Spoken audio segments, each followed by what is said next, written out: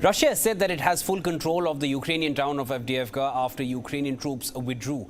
The fall of Avdiivka is Russia's biggest gain since it captured the city of Bakhmut in May last year. But the Russian top military brass has not ruled out the chances of a second counteroffensive by Ukraine in the absence of US funding. Now, to talk extensively on this, we are being joined by Mr. Glenn Deason, Professor of International Relations, University of Southeastern Norway.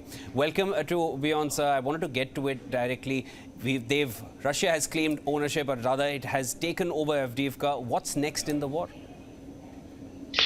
Well, I think that's a great question, Siobhan. The reason is that previously Russia always took a great pause after a big battle. So, for example, after Mariupol, but then they were stuck at the Sea of Azov, so there was nowhere to move on.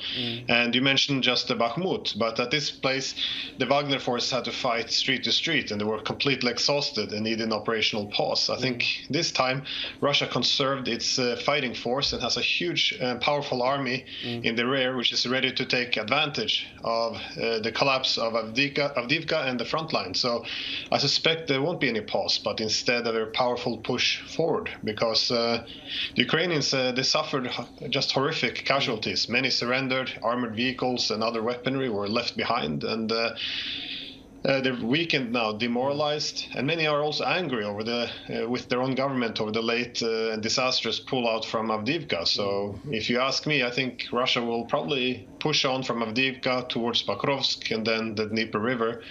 But beyond this, I think it's close to a guarantee that Russia will also activate its forces from Zaporozhye to the Kupiansk front line and essentially maximize pressure all along the entire front line, as it seems Ukraine can no longer fill the gaps. So at least I think this is the direction it's going now. Now, this is a question, Mr. Deason, we've tried to address it several times in the past as well. How far does Russia really want to go? Now, there have been differing accounts on this. I have not heard anybody say that Russia wants to take over Kiev, but we have seen instances of Russia firing missiles towards Kiev. What is the next plan of action? How far does Russia want to go in here? Well, it depends. Keep in mind that this didn't begin as a territorial conflict. The war, to a large extent, began in 2014 after NATO countries toppled the government in Kyiv, which then sparked this civil war or a proxy war. Now, since then, actually up until 2022, Russia didn't lay claim on Donbass or the other territories in that region. But the problem is, so far, NATO continues to refuse diplomacy. It won't engage in negotiations, and it rejected any security guarantees for Russia. Now, you know, one can make reasons and excuses for this, but at the end of the day, it's important to note that the only offer on the table for Russia now is that NATO will continue to move to the east until essentially US troops are at the naval base of Russia in Crimea. And from this perspective, I think Russia will simply have to fight to the end from its perspective. And this is, I guess, just the reality. So in terms of territory, then, I think if they can't get any security guarantees, I think they will simply expand until they get the buffer they feel they need. And I suspect it will be everything from Kharkov to Odessa, given that this is the strategic territory. They don't want to fall into the hands of NATO. And also there's a large amount of Russian speakers, so they will be more friendly accepted. You know, the Russians will not be accommodated or welcomed anywhere in the west of Ukraine, for example. There was also another thought, or rather another theory that was, you know, it surfaced some time back that Russia would probably want to go as far as Kiev, and the capital of Ukraine would become Lviv after that, which is much far towards the further end of Ukraine. Do you find any weight in that at the moment if NATO doesn't back off? It could be. I've heard those rumors as well. I haven't had them confirmed, but the assumption here would be that the capital will be moved safer towards the west in Lviv. But it remains to be seen. It depends on how the war plays out, because you know, Russia has different options. One, it can take the territory and annex it, but if they're not you know, welcomed in Kyiv, they have other options. They can seek to well, effectively call for its secession. So the South Ossetia or Abkhazia solution, where they call for Kyiv area to secede from the rest of Ukraine, but then put in a friendly government, but allow it to to operate as an independent. But it kind of depends, because even after the Ukrainian army has been defeated, if the Americans will see its interest in fueling some guerrilla warfare and insurgency to kill more Russians after the war, I think they will seek to respond to this. So it's very difficult to say this early what they're going to do with the Kyiv. I think they have several options on their table, depending how this plays out. The guerrilla warfare that you just mentioned, I think I want to just take it from there into my next question. Now, the top military brass in Russia has not ruled out the possibility of a second counteroffensive from Ukraine's side. Given the fact that the funds have still not come in from the US, it has still not cleared it has not got a clearance in Congress. Do you think Ukraine will be able to pull off a second counteroffensive, given the fact that it does not have US funding, and also the fact that even when it did have US funding, that first counteroffensive was a failure? No, well, exactly. The last time the Ukrainians had the manpower and the equipment, a huge amount, and they hardly took any territory, and it was a huge flop. So I don't see, simply looking at the numbers, how it's possible, because they exhaust their manpower.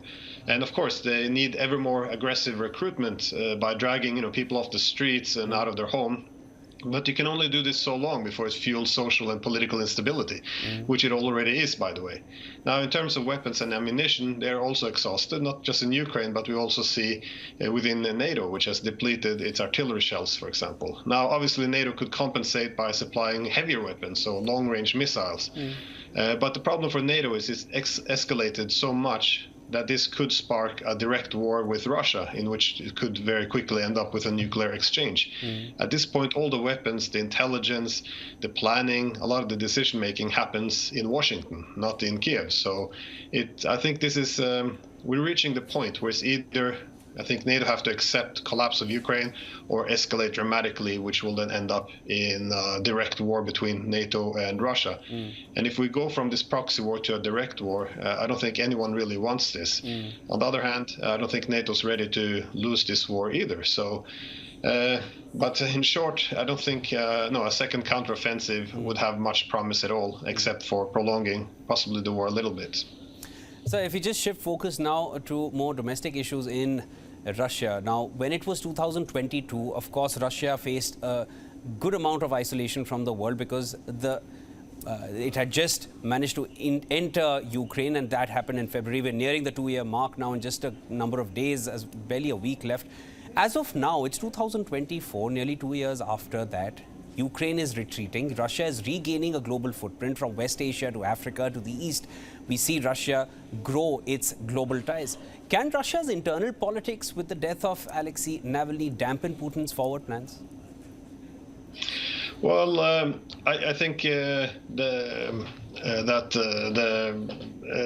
isolation in the world, it looked a bit more uncertain in 2022, because not only did the West have a huge momentum, they were thinking to isolate Russia, but even Russian friends and allies, such as even China, were a bit worried about the direction this would take. So they were a bit careful throwing in, betting too early. But now that Russia's seen that it can steer clear all of this and, have its economy grow and overcome all sanctions, I think more not just friends of Russia, but neutral countries as well have now begun to essentially reject all efforts by the West to isolate it. Now, in terms of domestic politics, I don't think it will have. I think, some consequences internal in Russia, because of course it's terrible when an opposition figure dies in prison, and Russians have good reasons to ask questions. But I think the media coverage in the West distorts the picture severely, because he was not the main opposition leader. That's the Communist Party. He polls at about 2%. Also, he was not this peaceful Democrat. So he's portrayed in a different way. But of course, it doesn't look good for Moscow. So it could be a speed bump, but I don't think it will be significant. So maybe a speed bump on the domestic front, but globally it does not dampen Russia's pace at which it is moving forward. I also wanted to get your opinion on the next one. And I know you follow, when leaders make comments or when the way they interact with each other. It's a discussion we've had in the past as well. Recently, Putin said that Biden is predictable. And he did not have much concern about Biden's age, which is a major problem for a lot of people, at least in the US, given the fact that they are going into polls and Biden is past 80 years old now. So I wanted to understand from you, does Putin prefer US President Biden to former President Trump as the President of the United States? I would doubt it, to be honest. I think this is a little bit of information warfare or propaganda, which because if Putin says Trump is a better pick, then that will be used in favor of the Democrats. So it's hard to say why he says this. Again, this is in politics. People try to control the narrative and not necessarily express their true what genuinely believe. Of course, this could be possible because Biden is part of this establishment. The bureaucracy supports the direction he takes the country. Once you have Trump, it becomes very unpredictable because, as we saw last time, they even sparked this Russiagate hoax just to derail him. So the election of Trump actually ended up being very bad for Russia as they had this huge campaign launched against them. So I think it could be true, but it could also be information warfare. It's a little bit like you said, if in the international community how they will react to Navalny. But of course, this outrage from the United States, they didn't seem to care one bit when the journalist Gonzalo Lira, a friend of mine, actually was tortured to death in a Ukrainian prison, or Julian Assange, which continues to rot away in a British cell. So it's I don't see necessarily that everything the politicians say are authentic. I think it's more framed opportunistically. So, and Putin's comments could also fall in this category, of course. Of course, we're talking about Vladimir Putin. He's a seasoned personality. It won't ever be a slip of tongue if he's made a certain comment. All right. Thank you so much for joining in. That was Mr. Glenn Deason, Professor of International Relations, University of Southeastern Norway, joining us right here on WION. Pleasure to speak with you, sir. My pleasure.